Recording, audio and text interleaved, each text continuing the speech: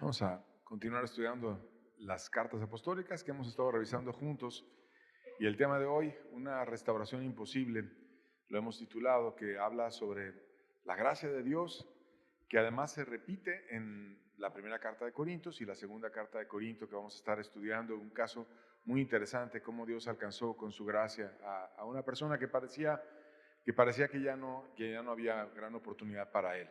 Vamos a pedirle a Dios que Él nos ayude a entender este mensaje.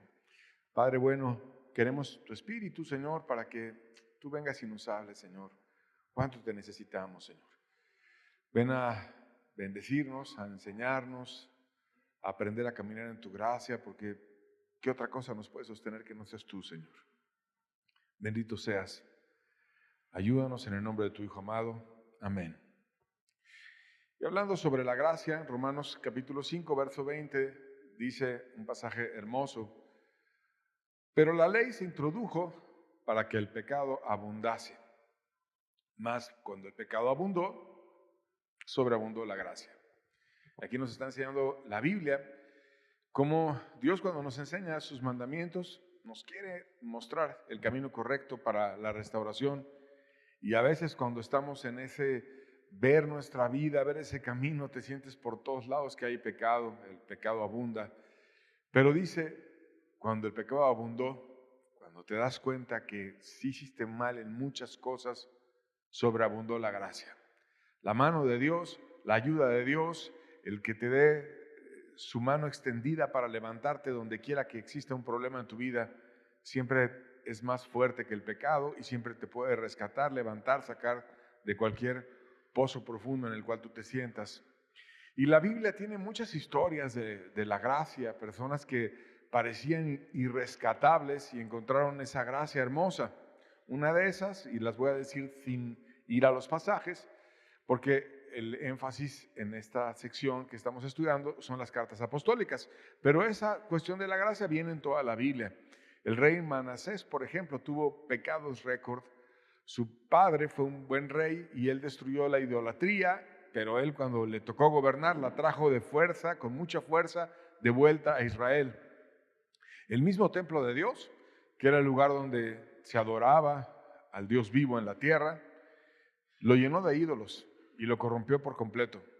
Asesinó a sus hijos para ofrecerlo a los demonios y hizo que toda la nación se extraviase y que tuviera desvíos más grandes que los de las naciones paganas que había a su alrededor. Mandó Dios a muchas personas para que le predicaran a él y a la nación y se restauraran. Uno de ellos, que aún nos sigue hablando muchísimo cuando leemos su palabra, que fue el profeta Isaías, ese rey perverso lo metió en medio de un tronco y partió el tronco con Isaías en medio, y así es como murió aquel profeta que habló tan precioso de Cristo, que describió el sacrificio de Cristo, que dijo tantas predicciones que además fueron totalmente acertadas sobre nuestro Señor Jesucristo. Pero luego dice que fue puesto en angustias y cuando estuvo angustiado, cuando empezó a buscar en su alma, se humilló grandemente y entonces Dios vino y cambió la vida de ese rey por completo. Y hemos estado mucho hablando también del apóstol Pablo, porque estamos estudiando las cartas apostólicas, que la mayoría de ellas las escribió este hombre, y también tuvo una conversión increíble de haber sido un asesino obsesivo y perseguidor de la iglesia, tan perseguidor que no solamente perseguía en Israel, sino hasta iba a otras naciones a perseguir a cristianos que habían dejado la falsa fe y que estaban volteándose al Salvador. Y él era perseguidor de la iglesia, mató a Esteban, el primer mártir, él dio su voto para que muriera. Y finalmente, de pronto, un día le aparece la gracia y estuvo 3 días en ayuno buscando una restauración, viendo sus pecados, y se convirtió en una persona que perseguía muy fuertemente a la iglesia a ser un gran promotor de las verdades de la palabra de Dios. Otro par que es interesante son los apóstoles Santiago y Judas, y no me refiero a Judas Iscariote, sino a Judas, el que fue el hermano de Jesucristo y que escribió el último libro un poquito antes de Apocalipsis. Él, junto con su hermano Santiago, fueron hermanos físicos de Jesús. Imagínate qué gracia tan grande tener a Jesús en tu casa, que Jesús era el hermano mayor y que te enseñara verdades de Dios, que te hablara. que a lo mejor dirimieran los problemas familiares, que los enseñara a ir a Dios, que oraras con Él. ¿Cómo hubiera sido un altar familiar dado por Cristo? ¿Y cómo hubiera sido ir a que Él te aconseje y te ayude? Y de pronto, cuando Jesús empieza su ministerio, al principio creían, iban con Él, fueron con Él y sus discípulos a las bodas de Caná, pero después empieza la persecución, empiezan los problemas, empiezan las dificultades, se voltean de bando, empiezan a perseguir a Jesús, le dicen que vaya en un momento en el que lo estaban acechando para matarlo y lo estaban llevando a muerte, y el mismo Jesús le responde de una manera radical. Y finalmente, cuánta gracia hubo en ellos, que de haber tenido una gracia enorme de niños y luego traicionarla y a ponerse en contra de Jesús, ya que murió Jesús, todas esas enseñanzas y siembras que les había dejado en su mente, tuvieron fruto y lograron restaurar sus vidas por completo y fueron grandes, grandes apóstoles que Dios los levantó. Y así la Biblia tiene muchos casos, como el de Zaqueo, que de robar a personas y de hacer muchas maldades, de pronto restituye y regala a los pobres, y Jesucristo le declara: hoy también ha llegado la salvación a esta casa. O el gadareno, que estaba lleno de demonios y de pecados. ¿Qué tanta maldad puede haber en un hombre que cuando Dios le saca a sus demonios y los pone en cerdos, los cerdos terminan despeñándose al mar, prefieren matarse los cerdos? Y toda esa maldad que había en aquellos cerdos, que miles de ellos se fueron arrojados al mar, ese hombre la tenía guardada adentro. Y entonces todos le temían, su familia estaba olvidada, y la única oportunidad que tuvo, ni siquiera habló, nada más fue y se postró porque vio a Jesús. Se postró al gadareno, y entonces Jesús hizo un milagro y luego le rogaba que fuese con él, y él lo manda a ser misionero, a ir a contarle cuán grandes cosas había hecho Dios con él. Cuando en ese lugar estaban bloqueando a Jesús para que ya no entrara, Jesús manda al gadareno para que pudieran recibir el evangelio.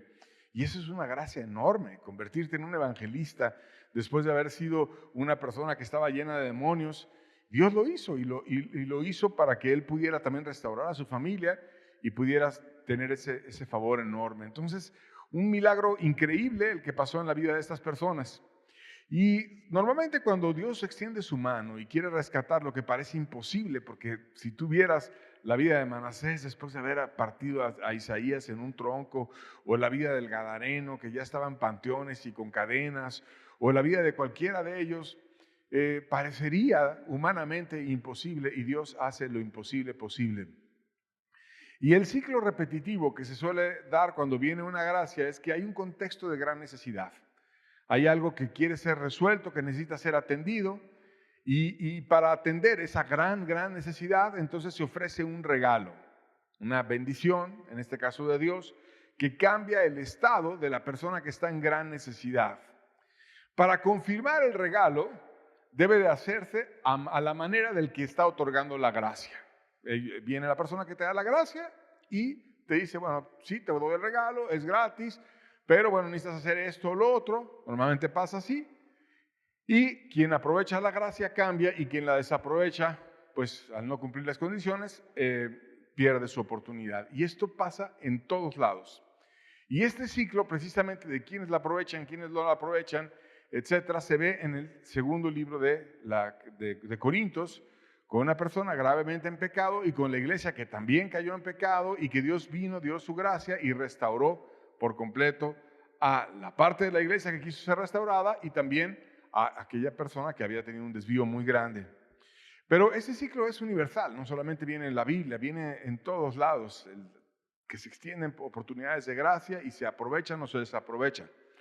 Por ejemplo, cuando se dio la peste negra en Venecia en 1348, que hay hasta un pasaje profético que hablara de ese enorme juicio que iba a venir y que vino históricamente. Y entonces, entre otros muchos lugares, porque llegó a toda Europa, estaba en Italia y en Venecia en especial, que era una ciudad densamente poblada, con un intenso comercio marítimo, y fue una de las más golpeadas. Una tercera parte de la población estaba enferma o muerta, y estaba a todo dar la peste matando a muchas personas, y había riesgo de insurrecciones por hambre, había escasez de mano de obra, y había una mortandad altísima, de tal manera que no había personas que pudieran hacer los trabajos esenciales como remover cadáveres o transportar mercancías o mantener los canales de la ciudad limpios y sostener, en pocas palabras, la ciudad en buen funcionamiento. Y en especial, los presos estaban en medio de una gran necesidad, porque estaba muriendo la gente en la calle y todas las familias tenían muertos y algunas varias. Pues imagínate, ¿quién iba a pensar en los presos, ¿no? Entonces ellos estaban también padeciendo la enfermedad y una gran necesidad y presos en una enorme tragedia. Pero de pronto los gobernantes extendieron una gracia. Y esa gracia era: vamos a liberar a los presos que quieran aprovechar esta oportunidad para apoyar las necesidades. De pronto te podían quitar la condena. De pronto te iban a borrar el delito. Si estabas ahí por robo, si estabas ahí por algún abuso, etcétera, te lo iban a perdonar, te iban a borrar tu registro e ibas a ser perdonado. Pero había una serie de requisitos que aplicaban según el mal de cada preso, ¿no? Y tenías que, por ejemplo, apoyar a las labores necesarias en medio de esa gran pandemia que había.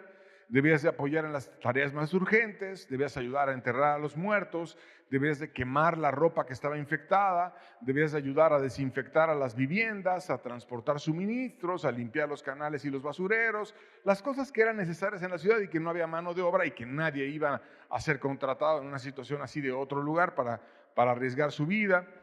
Y tenías que tener, según el delito que tú tuvieras, un periodo de servicio, a veces de varias semanas, o a veces de varios meses, para estar ahí en esa situación de que, ok, tú sirves tanto tiempo y te vamos a perdonar esto que tú cometiste. Debes de permanecer en la ciudad sin huir y debes de estar de acuerdo a unos horarios que se iban a dar, a tener vigilancia, etcétera, y no huir. Y pues bueno, cuando sigues leyendo la historia, hubo resultados en quienes aprovecharon esa gracia. Hubo una libertad plena después de su servicio. Hubo una rehabilitación legal, sus delitos quedaron perdonados. Hubo oportunidad de empleo a quienes después de la mortandad que hubo por aquella peste, pues dejaron vacantes por todos lados y ahora esas personas ya estaban limpios en su expediente y podían ejercer como artesanos, como cargadores, como barqueros y empezaron ahí a trabajar en muchas cosas. Incluso históricamente muchos formaron familias, prosperaron después de haber sido condenados, se levantaron. Y en una sociedad que es muy cerrada, como la veneciana de aquel entonces, es considerado un milagro social lo que pasó en aquel entonces. También hubo personas que quisieron tomar ventaja de esa gracia, que estaban presos y que salieron y simularon que iban ahí a ayudar un poco a recoger los cadáveres o alguna necesidad que hubiera, y luego se escaparon, fueron recapturados, fueron considerados traidores, y según la gravedad quedaron marcados como indeseables en los registros oficiales, o incluso hubo casos de personas, especialmente aquellos que tuvieron abandono en el servicio sanitario, que les aplicaron una ejecución, o sea, los mataron, pena de muerte, ¿no? Estabas en la cárcel por estos delitos, te los íbamos a perdonar por ayudarnos en esta gran necesidad, para que tú le regreses a la sociedad aquello que tú le hiciste daño, y pues ahora vienes y te vas, pues no, y bueno, algunos terminaron siendo ejecutados. Y entonces la diferencia entre aquellos que aprovecharon la gracia y los que no aprovecharon la gracia fue enorme. Unos quedaron prósperos, con trabajo, se casaron de nuevo, les fue muy bien, crecieron, se hicieron comerciantes, se hicieron fuertes, y otros quedaron o muertos o degradados y marcados como indeseables en los registros oficiales. Aquí no te queremos en esta ciudad. Y así hay muchas historias. Una que me gusta, en especial me hizo reflexionar, fue la de la Nueva Inglaterra puritana en el siglo XVII, en un contexto histórico interesante, entre 1620 y 1690, muchos puritanos ingleses huyeron a América, a Estados Unidos, buscando libertad para sus convicciones religiosas. Y al llegar, muchos de los colonos que venían de allá no tenían tierra, no tenían casa, pues obviamente venían huyendo, no tenían medios para producir alimento. Y había colonias americanas, creyentes, puritanas, con esa forma de ver la Biblia, como en Massachusetts, en Connecticut, que tenían como objetivo crear comunidades ordenadas, autosuficientes y moralmente estables. Y entonces cuando ellos iban llegando, los colonos enfrentaban hambre, enfrentaban falta de empleo, necesitaban una vivienda, había peligro de morir en el invierno, porque los inviernos allá, depende de qué tan al norte estés, son muy crudos. Y había una dependencia total de la comunidad y parecía que sin tierra y sin poder trabajar todo iba a ser imposible. De pronto se abrió en ese momento de gran necesidad un regalo para quienes quisieran aprovecharlo. De nuevo la gracia. Y la gracia era asignar parcelas comunales a familias pobres o recién llegadas. Aunque no hubieran aportado nada para ganarlo y aunque no tuvieran alguna razón de un apellido o algo que tuvieran prestigio. Era un acto de gracia comunitaria, pues la parcela iba a ser una riqueza duradera. Incluso quienes llegaban sin nada, pero querían ser productivos y poner el mérito a ser ejercido, podían recibir este favor. Y había, como siempre, condiciones, de nuevo, condiciones para recibir esa gracia. Se debía trabajar la tierra, o sea, no podías fomentar la vagancia, ahora sí ya tengo mi tierra, la tengo a mi lugar, y luego la vendo y me voy de vago, no se podía hacer eso. Tenías que asistir a las asambleas comunitarias para ser parte de una comunidad ordenada, y se debía defender la colonia en caso de un ataque o guerra. Debemos de unirnos y ver todos unos por otros y hacerlo en equipo. Y también tenías prohibido vender la parcela en un periodo de tiempo acordado, ¿no? Antes de que no vaya a ser que yo vengo, simulo un año, luego la vendo y ya me llevo un dineral. No la puedes vender en ciertos años. A lo mejor después de 5 o 10 años la podías vender, pero mientras tenías tú que producir. Y de nuevo, hubo quienes la aprovecharon y quienes no la aprovecharon. Resultados en quienes la aprovecharon. Prosperaron, crearon granjas estables que produjeron maíz, trigo, carne y muchas cosas. Hicieron familias numerosas y seguras y con el tiempo muchos de ellos tenían su parcela y compraron al lado y fueron creciendo y se fueron haciendo cada vez más fuertes. Se hicieron miembros respetados en la comunidad y hubo varias generaciones. Cuando le ves hacia abajo, los que salieron de ellos salieron líderes políticos, comerciantes importantes, personas que hicieron mucho bien a su país. Quienes no la aprovecharon, que llegaron, pidieron la tierra y luego no la trabajaron, flojearon, le quitaban la tierra y se la reasignaban a otros.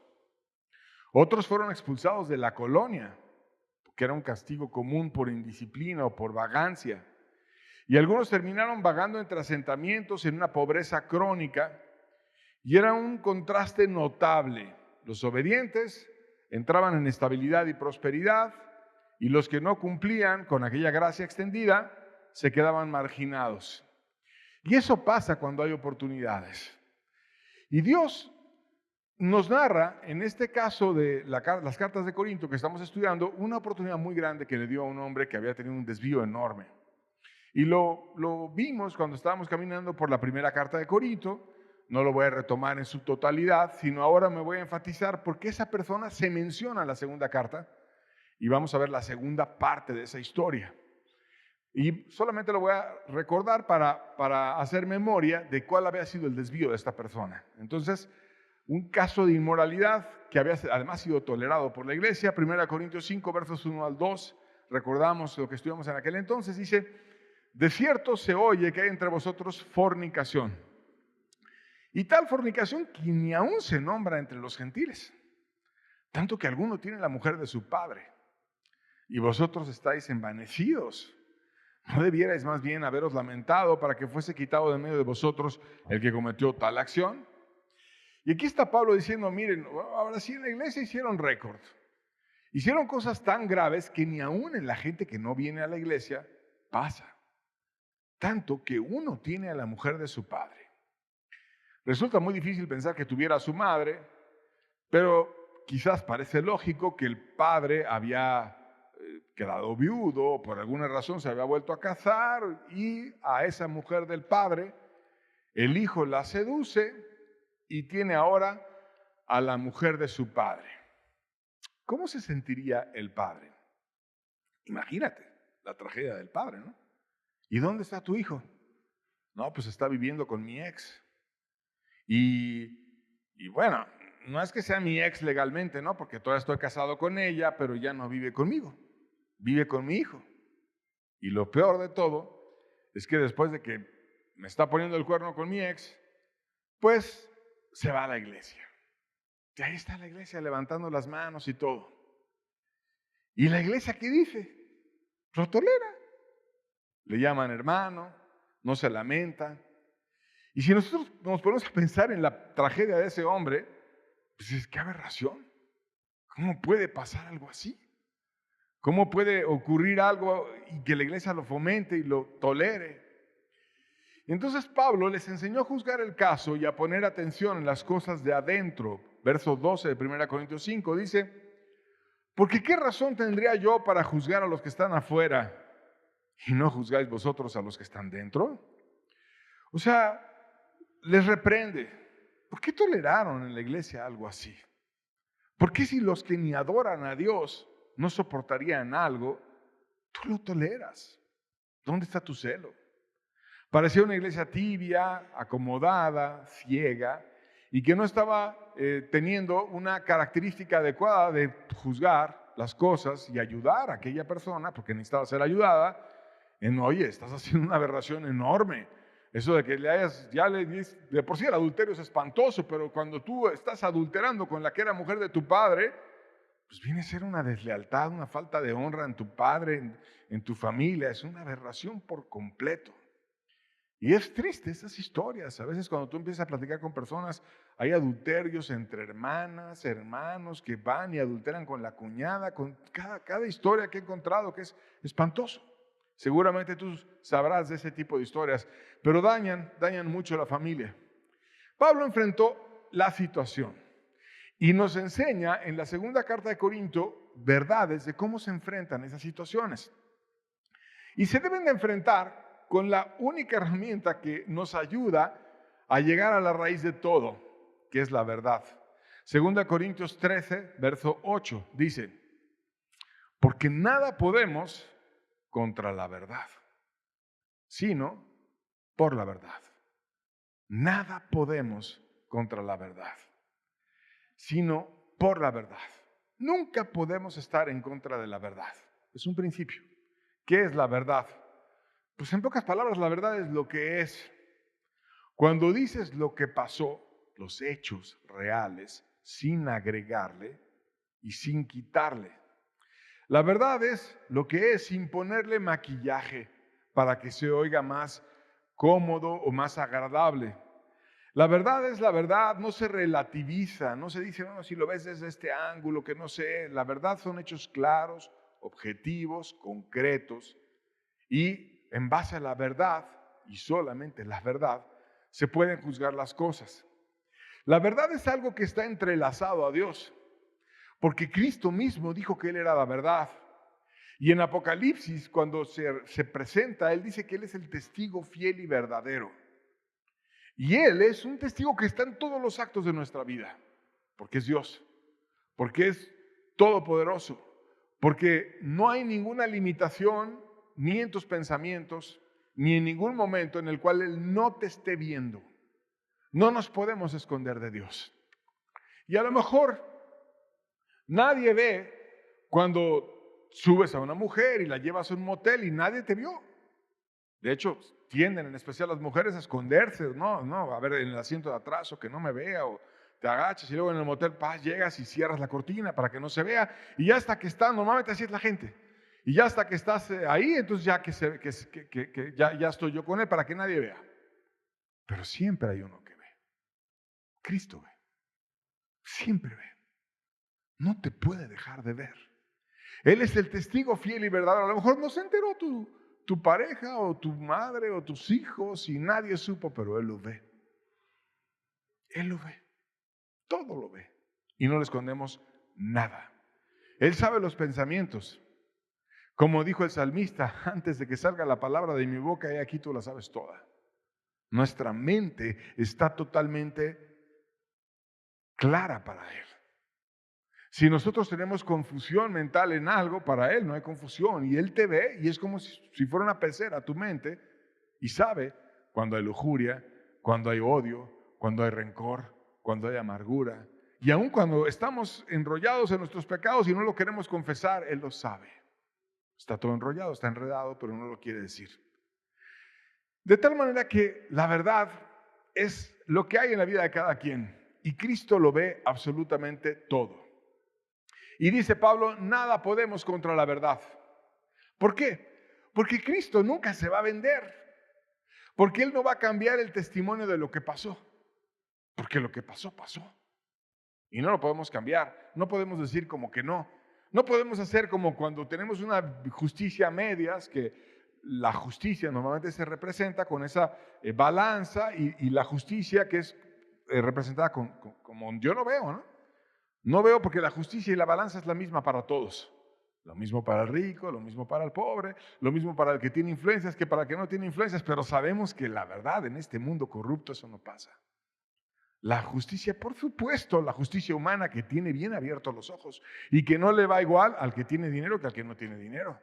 Y no le va igual al que tiene amigos con el gobierno que al que no tiene. A algunos le avientan el ministerio y a otros no le pasa nada. No es así la justicia en este mundo. Pero la justicia de Dios, la balanza está bien puesta. Y a Dios no le importa nada si es rico, si es pobre, si es culto, si es ignorante, si es eso. Él lo vio. Cristo es el testigo fiel y verdadero y lo vio. Y no lo puedes esconder nunca. Entonces, Jesús nunca va a cambiar el testimonio de lo que pasó. Lo que pasó, pasó. Y no lo va a maquillar, no lo va a ayudar a una persona que no quiere confesar o que no quiere decir las cosas o los quiere esconder. No, Jesús no está para inflar la soberbia de nadie. Antes, Dios es experto en humillar a los soberbios. Y Pablo conocía este principio. Y por eso decía, no, si quieres hacer un juicio, debe ser en base a la verdad. No hay otra forma. La verdad. Por lo tanto, había que decir la verdad de la persona y había que decir la verdad de la iglesia. Y para entender esto de la verdad, vamos a decir, ¿qué dijo Jesús de la verdad? Juan 14:6 dice, Jesús le dijo, yo soy el camino y la verdad y la vida. Y nadie viene al Padre sino por mí. Este versículo nos presenta de una manera muy clara el camino para llegar al cielo. Yo soy el camino, mi forma de vivir, mis enseñanzas, lo que yo estoy viniendo a mostrar a la humanidad de que sí se puede, yo soy el camino. La manera correcta de actuar es lo que Jesús nos vino a enseñar. Pero yo también soy la verdad. O sea, Él viene y nos presenta lo que debe de ser. Dios nos dice, por ejemplo, los 10 mandamientos, que Jesús dijo que no venía a abrogar la palabra, sino a cumplirla. Y nos dice que debemos honrar a nuestros padres, nos dice que debemos de no tomar su nombre en vano, o que debemos hacer las cosas que están enseñadas, no adulterar, no mentir, no dar falso testimonio, no codiciar, etc. Y eso lo enseña. Y tú lo vas entendiendo el camino y dices, mentalmente eso es correcto, esa es la manera en la que debo de vivir, esa es la forma en la que debo de educar a mis hijos, eso es lo que debe de ser.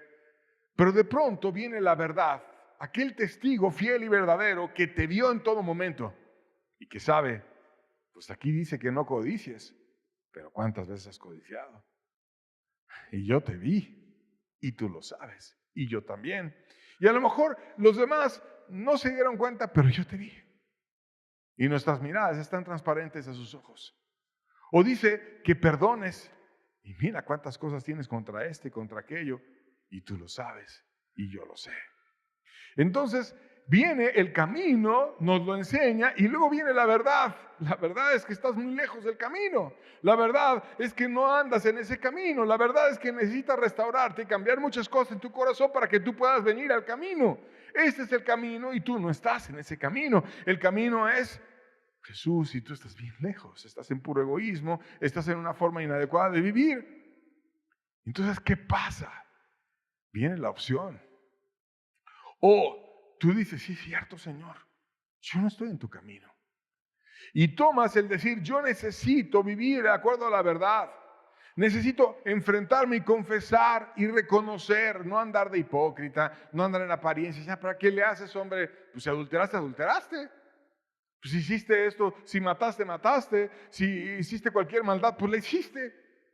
¿Para qué andar de hipócritas o maquillando? Si no, sí, pero es que me tentaron. No, es que sí lo odio, pero tú no sabes por qué. Y bueno, Dios quiere que tú tengas un corazón limpio. Y cuando enfrentas la verdad, aunque sea incómoda, aunque no se quiera, viene la tercera parte. Yo soy el camino, la verdad y la vida. Viene la vida. Y aquella vida verdadera, aquella luz verdadera que alumbra a todo hombre, dice la Biblia, te alumbra primero para mostrarte estás bien mal y luego para decirte te amé. Vine para cambiar tu vida. Te quiero restaurar. Te quiero enseñar a caminar con dignidad. Te quiero enseñar que te puedo amar todos los días y que te puedo dar la fuerza para que tú puedas vencer eso que no has vencido muchas veces. Conmigo lo puedes vencer. Y vas descubriendo la vida preciosa que Jesús da. Yo soy el camino, la verdad y la vida. El camino te muestra por dónde, la verdad te enfrenta a decir, no estoy en el camino. Y cuando tú aprovechas la verdad de una manera correcta, llegas a la vida. Y si no la aprovechas, te puedes quedar dándole vueltas en un círculo religioso, estarle dando mil cosas, o justificando, o diciendo, o contendiendo, o haciendo muchas cosas, pero no vas a llegar a la vida. El caso es que finalmente el que te aprueba para que tú llegues a la vida es Jesús. ¿Por qué? Porque Él sabe todo de nosotros. Él lo sabe, Él te vio. Y se lo pudiste haber escondido a quien quieras. Mira, a lo mejor la gente ni sabe lo que tú tenías. Porque hay personas que esconden a los seres humanos todo tipo de cosas. A veces embarazos, a veces abortos, a veces asesinatos, a veces cada sorpresa. Sí, quizás eres muy bueno escondiéndolo. Pero a Dios no le escondes nada. Y Dios lo sabe todo. Absolutamente todo. Y cuando Él ve que tú enfrentas la verdad y cuando Él ve que tú quieres caminar en el camino, te abre la puerta de la gracia y te da una oportunidad y llegas a la vida. Y lo que importa no es que tú te apruebes o te engañes, porque tú no eres el camino, la verdad y la vida. Lo que importa es que Él te acepte y que Él te reciba. Por eso cuando la gente dice acepto a Cristo sin considerar si Cristo te aceptó a ti, eso es algo arrogante. Porque el que nos debe de aceptar es Jesús a nosotros. Y debemos de ver el camino, ver la verdad y buscar su gracia en humildad. Y entonces Él nos da esa extensión de la gracia. También Pablo lo escribe eso en 2 Corintios capítulo 10, versos 17 al 18, lo leemos juntos, dice, mas el que se gloríese en el Señor, porque no es aprobado el que se alaba a sí mismo, sino aquel a quien Dios alaba. Entonces, ¿qué importa? Pues no que tú te aplaudas. No, yo cuántas he hecho esto y lo otro, yo acá y allá. No es aprobado el que se alaba a sí mismo. ¿Quién podrá llegar al cielo y decir, es que yo hice esto, yo di dinero acá, yo ayudé acá, No, tú no eres el Salvador. Tú y yo necesitamos un mediador y estamos tan lejos del cielo que si Cristo no nos toma de la mano y nos lleva de la mano con el Padre, no vamos a llegar nunca, palabra que no vamos a llegar. Y el único que está acepto, el único que te puede tomar de la mano para llevarte al cielo es Jesús, porque no hay otro camino y no hay nadie tan bueno como Él que nos pueda enseñar la verdad. Y por lo tanto, si te vas a gloriar, si vas a decir, qué bárbaro, qué bien hice esto, qué bien hice eso, no, gloríate en el Señor. Y que si hay algo que podamos decir, pues, gracias a Dios. Yo estaba muy mal. Pero el Señor me pudo enseñar lo que estaba mal y pude restaurarme y pude ahora reconocer que es gracias a Dios. Porque no es aprobado el que se alaba a sí mismo. No se trata de que tú te apruebes o que yo me apruebe. ¿Eso qué? Tú y yo no somos la puerta al reino. La puerta es Jesús. No se trata que te apruebe un pastor o un líder que tampoco te puede aprobar. El que nos puede aprobar es Cristo. No es aprobado el que se alaba a sí mismo, sino aquel a quien Dios alaba. ¿Y cuándo podemos alabar a Dios? ¿Sabes cuándo? Cuando entras en libertad. Cuando tu culpa es limpiada. Cuando reconoces las cosas que estuvieron mal y viene Dios y te perdona tu pecado y entonces viene la gracia. Y de manera natural viene una alabanza, viene una gratitud, viene decir cuántas cosas hermosas tú me diste. Y empieza a haber una gracia que solamente Dios da. No es el que se aprueba a sí mismo, es al que Dios apruebe. Porque el hijo pródigo llegó con el padre y le dijo, no soy digno de ser llamado tu hijo. Y el padre extendió la gracia, sacad el mejor vestido y vestidle, poner un anillo en su mano y calzado en sus pies. Le dio la gracia. ¿Cuándo fue aprobado el hijo pródigo? Cuando él dijo, no, yo voy a llegar a arrepentirme. De hecho, llegaba tan lejos de querer ser aceptado que dijo, no, voy a ver si me hace como uno de sus jornaleros. Pero el que da la gracia es el Padre. Sacar el mejor vestido y vestirle y poner un anillo en su mano. El Padre lo dio y calzado en sus pies. No es aprobado el que se alaba a sí mismo. Es aprobado el que Dios aprueba. Porque el soberbio cree que todo lo va a arreglar él. Porque es soberbio. Pero el que se humilla cree que no puede arreglar nada él. Y va con Dios, que es el que todo lo puede arreglar. Y Dios lo termina arreglando y termina siendo aprobado, porque es aprobado aquel a quien Dios alaba, porque lo terminas alabando diciendo, Dios, yo estaba tan lejos y tan mal, y tú viniste y me ayudaste. Ahora, después de ver estas verdades o estos principios, vamos a ver la restauración a la que hemos estado haciendo referencia, que inició el caso en 1 Corintios y que terminó en 2 Corintios. Y vamos a ver la restauración en quienes tomaron consejo en la iglesia. Primero, la restauración en la iglesia. Tuvieron una tristeza profunda que los llevó a tener un cambio real. O sea, la tibieza o la falta de celo y todo eso había entrado y fueron contristados. 2 Corintios 7, versos 8 al 9, vamos a verlo, dice: porque aunque os contristé con la carta, o sea, los entristecí con la carta, no me pesa. Aunque entonces lo lamenté, porque veo que aquella carta, aunque por algún tiempo os contristó, ahora me gozo, no porque hayáis sido contristados, sino porque fuisteis contristados para arrepentimiento, porque habéis sido contristados según Dios, para que ninguna pérdida padecieses de nuestra parte. Pablo dice, quedé satisfecho. Les escribí una carta fuerte que por un tiempo los entristeció. Por eso mucha gente nunca encuentra su salvación, porque es carnal. Y porque todo el tiempo está buscando su comodidad. Y cuando estás todo el tiempo buscando tu comodidad y te enfrentas a tu propia vida y a la verdad, ¿qué crees? La verdad no es cómoda, no es agradable. De hecho, a veces la describe como una espada cortante que penetra hasta partir el alma y los tuétanos y que te atraviesa. Y no es cómodo que te atraviese. Entonces,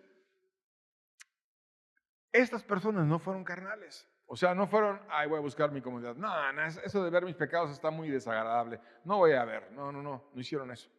Sino los entristeció por un tiempo. ¿Qué fue por un tiempo? Pues no dice cuánto tiempo, pero hubo un tiempo. Y entonces ellos empezaron pues sí estuvo muy mal, porque aquel ve nomás lo que hizo, y luego yo le estoy dando la mano y me pongo a orar con él, y venía de estar con la amante de su padre, y le dio baja a su papá con su mujer, y ahora estábamos en una reunión de oración. Qué bárbaro, qué mal estuve. ¿Cómo me pongo a hacer algo así? No, yo le llamaba hermano, y yo lo debí de haber amado, diciendo, oye, lo que tú estás haciendo es una aberración. ¿Y cómo pude haber hecho eso? Entonces empezaron ellos a ver lo que debían de ver y se arrepintieron. Lo hicieron según Dios, dice el pasaje. Dios les brilló el estado de sus corazones para que pudiesen entregarse a Él. Y dice para que ninguna pérdida padecieran. O sea, que la gracia original que había en sus vidas fuera restaurada y llegaran al mismo nivel de restauración con el que Dios los había salvado originalmente. El cambio fue notorio. 2 Corintios 7:11 dice, porque aquí esto mismo que hayáis sido contristados según Dios, ¿qué solicitud produjo en vosotros? ¿Qué defensa? ¿Qué indignación? ¿Qué temor? ¿Qué ardiente afecto? ¿Qué celo? ¿Qué vindicación? En todo os habéis mostrado limpios en el asunto. Aquí está diciendo Pablo la forma en la que ellos se restauraron. Y todas esas palabras dicen muchas cosas. ¿Qué solicitud? ¿Qué quiere decir solicitud? Pues qué forma de pedir. ¿Cómo se pusieron a interceder por lo correcto y a la persona correcta y por el motivo correcto? El hacer una buena solicitud quiere decir que estás haciendo un buen mensaje, que se lo estás entregando a la persona que se lo debes de entregar y que lo estás haciendo por el motivo correcto, no por el motivo egoísta. Pues ¿cuál era el mensaje? Señor, estoy mal. Señor, me faltó celo. Señor, no cuide tu casa, no me cuide yo, no cuide mi familia y hice todo esto que estaba mal. Y se pusieron a interceder a Dios con solicitud de la manera correcta. ¡Qué defensa! Porque cuando Dios oye una solicitud correcta, viene una defensa y el único que nos puede defender es Cristo. Y no hay otro abogado que no sea Él. Y si Cristo no es tu abogado, estás perdido.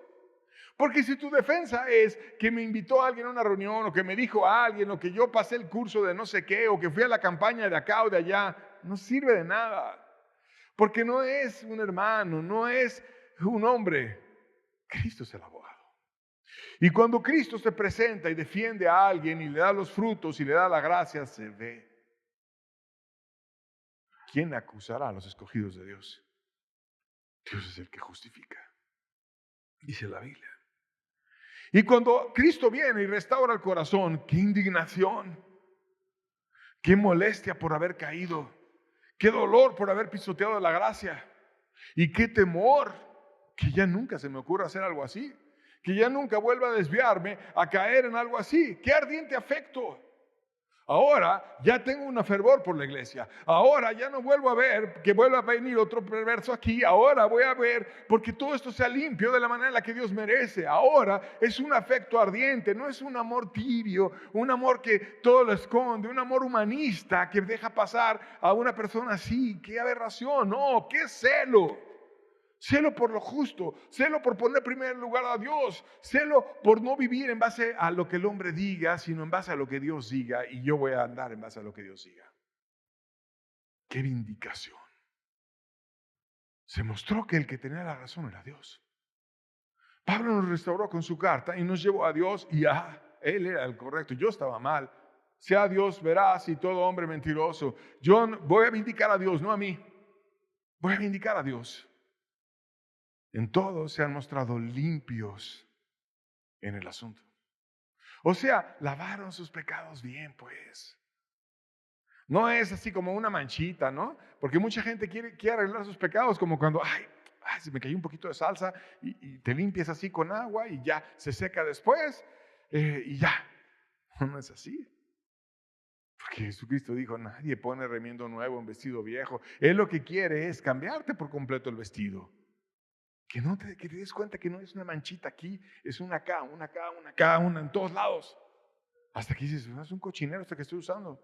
Y te lo quitas todo. Y Él te da un vestido nuevo. Es eso lo que quiere. Que te muestres limpio en el asunto. No hipócrita. Limpio. Porque cuando hay hipocresía, lo importante es ser aprobado por el hombre. Cuando hay amor a la apariencia, lo importante es que los demás vean que estoy bien. Pero no es lo importante lo que Dios diga.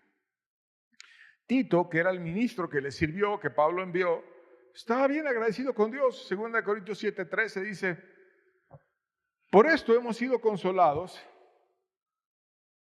en vuestra consolación, pero mucho más nos gozamos por el gozo de Tito, que ha sido confortado su espíritu por vosotros.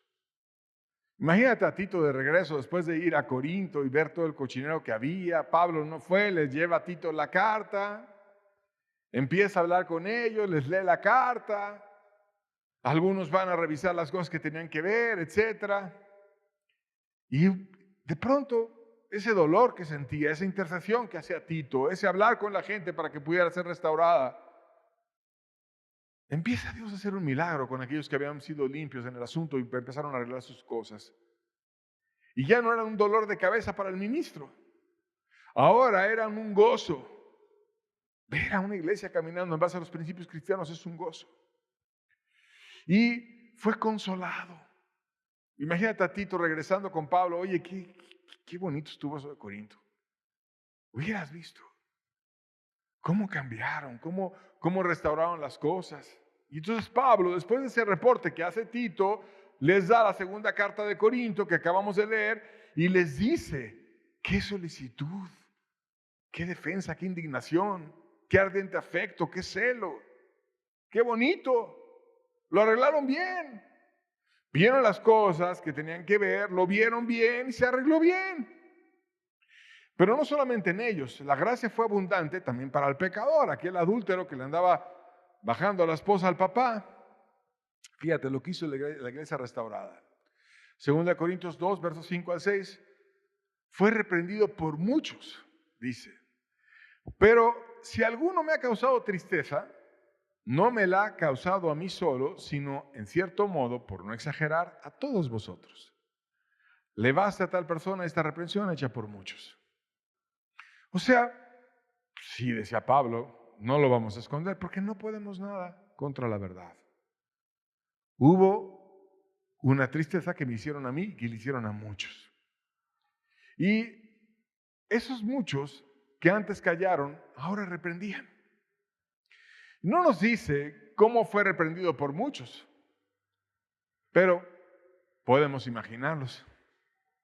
Una reunión en algo público donde estaba esa persona y a lo mejor dijeron, oye, yo también tengo un padre, nunca le haría eso a mi padre. Y a lo mejor un anciano se levanta y dice, oye, qué tristeza, cómo me rompería el corazón que eso que tú hiciste me lo hiciera mi hijo.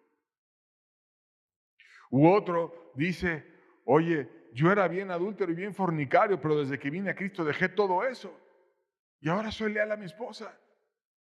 Dios te podría dar la fuerza para que tú también fueras leal.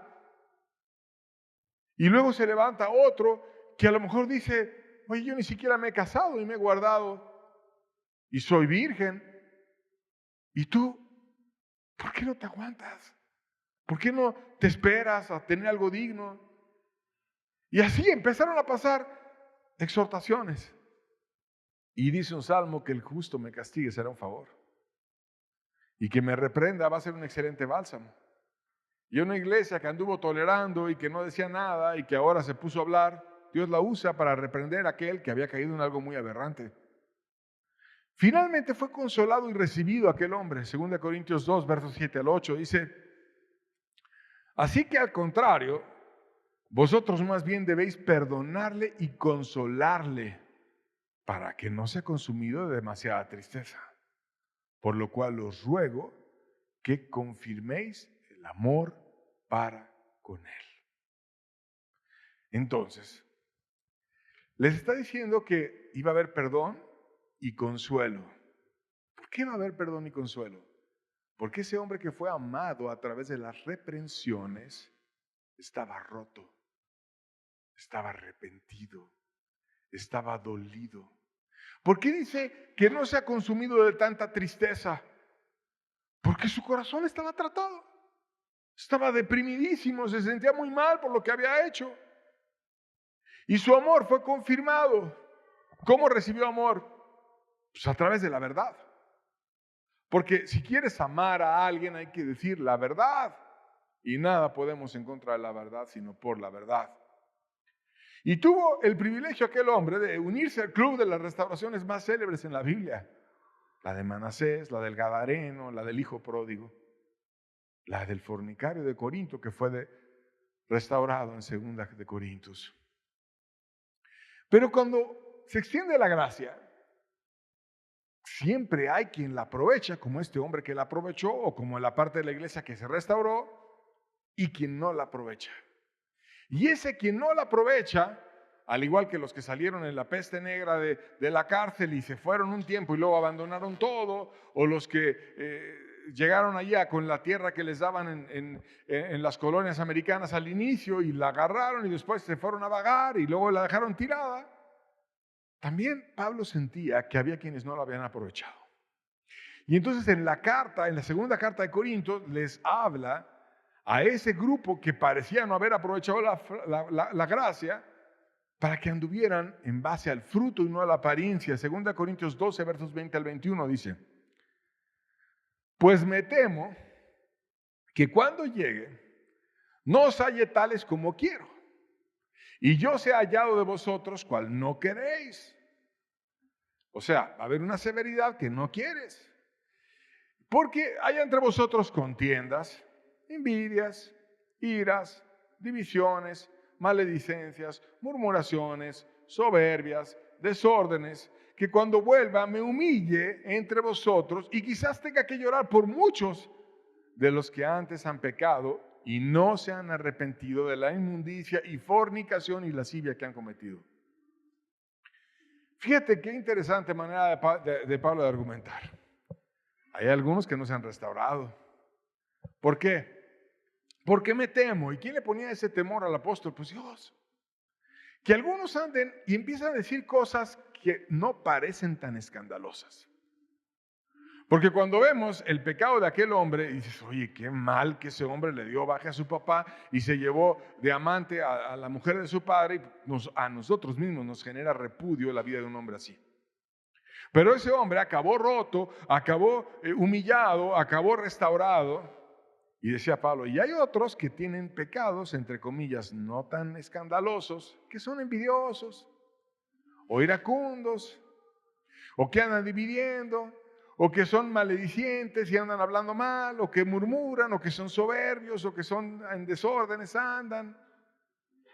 Y empieza a decir que yo necesito que cuando yo llegue llore por muchos de ustedes porque no se han arrepentido. Y fíjate qué interesante, dice, de la inmundicia, fornicación y lascivia. Esos pecados que parecen no tan graves, los compara con inmundicia, fornicación y lascivia. O sea, les estaba diciendo, mira, tú estás tan lejos como estaba aquel fornicario. Si no estás restaurado, si estás en envidias, en malicias, en soberbias, en desórdenes, etc., pues tú también necesitas, no te hagas. ¿Por qué no te pones a ver las cosas bien? Y cuando las veas bien, te vas a sentir como se sintió aquel hombre que estaba lejos por su fornicación y tú vas a poder restaurarte. ¿Por qué no has aprovechado la gracia? ¿A quién? ¿Qué debían de hacer ellos para poder ver si aprovechaban la gracia o no aprovechaban la gracia? Pues un autoanálisis. Porque ¿a quién le toca? Pues a cada quien nos toca, ¿no? Como una vez me dijo una persona, a ver, háblame el evangelio, pero dame duro, dame duro, dame duro.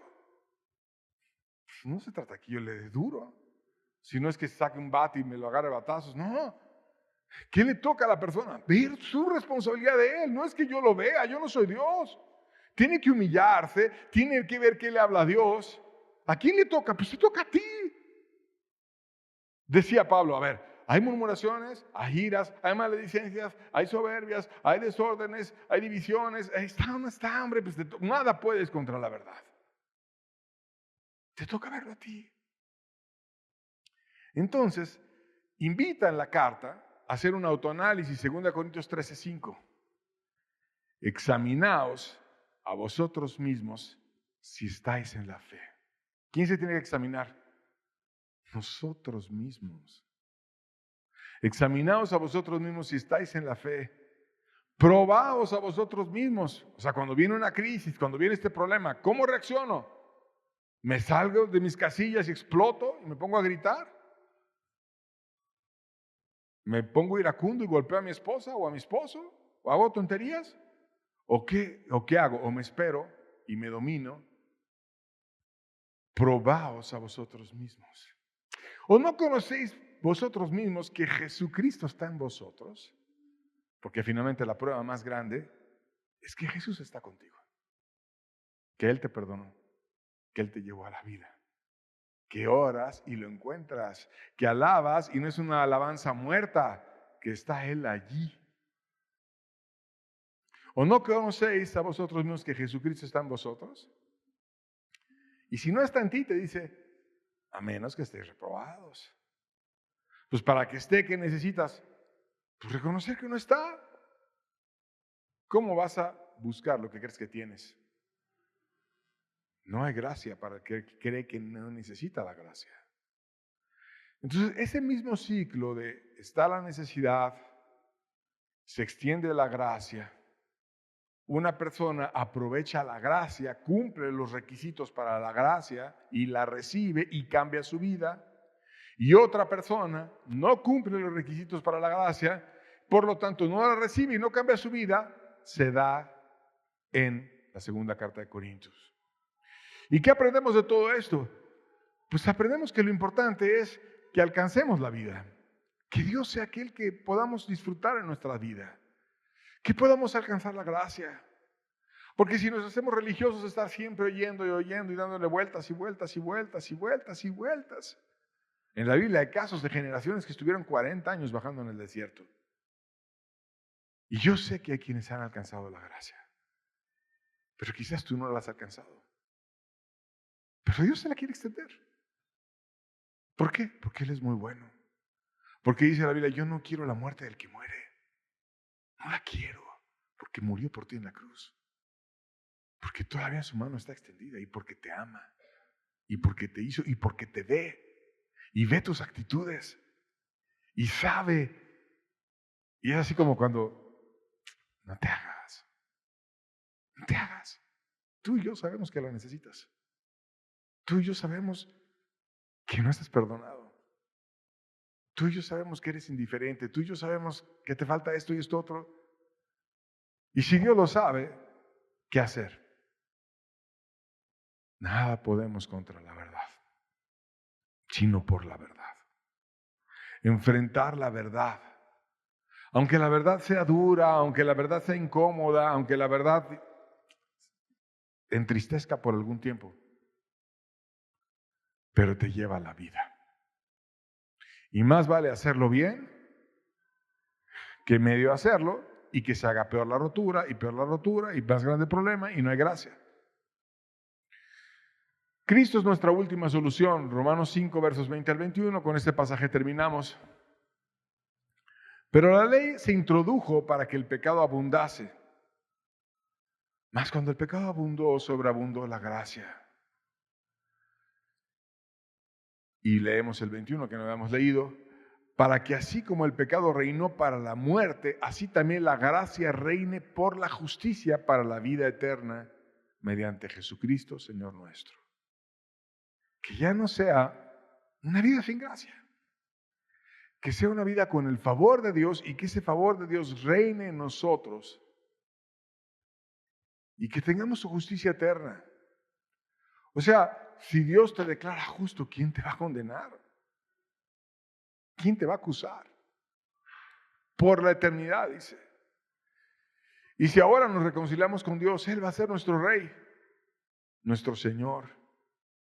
Y todo eso lo alcanzamos por medio de Jesucristo. ¿Cómo hacerle? Ver el camino, ver nuestra vida y ver la verdad. Y no descansar hasta que lleguemos a la vida.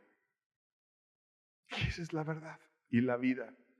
Ver el camino, ver la verdad, ver la vida, ver la gracia. No te quedes a la mitad. Está fácil. No la compliques. Está fácil. Pero la hacemos difícil cuando le queremos dar vuelta o cuando hay algo que no queremos dejar. Pues si no lo quieres dejar y estás batallando, pues díselo a Él. ¿A poco Él no lo sabe? Por supuesto que lo sabe.